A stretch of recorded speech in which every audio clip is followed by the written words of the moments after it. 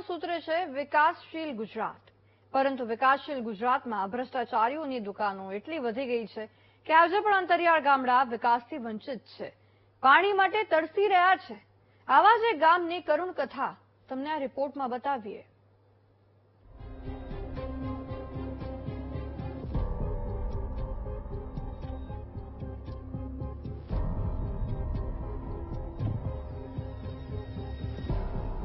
આ દ્રશ્યો અરવલ્લીની ગિરિમાળામાં વસેલા અંબા મહુડા ગામના છે, જ્યાં લોકો પીવાના પાણી માટે તરસી રહ્યા છે।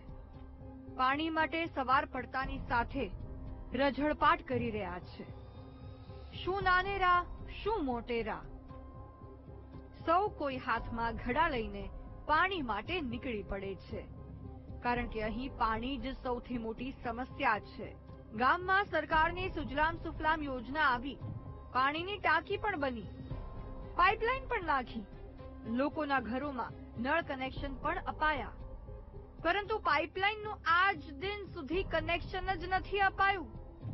પાઇપલાઇનના વાલ્વ પણ કાટ ખાઈ ગયા છે।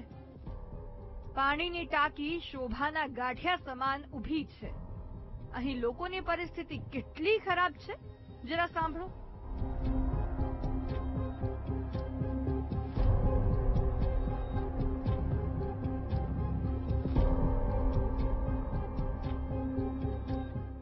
નળ થી જળ યોજનાનું અહીંયા સમસ્યા બહુ જ વધારે છે।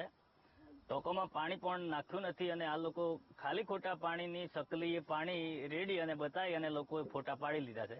અત્યાર સુધી પાણી પણ કઈ એક ફળિયામાં પાણી આવ્યું નથી।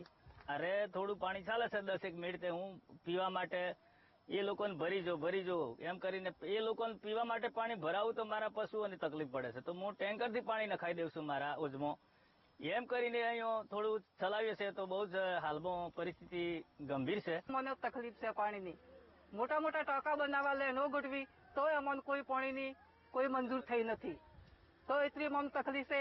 એક જગ્યાએ થોડું પાણી આવે તે એની જગ્યા પણ અમને 4-5 કલાક પણ બસી બેસવું પડે તો અમને થોડું પાણી મળે।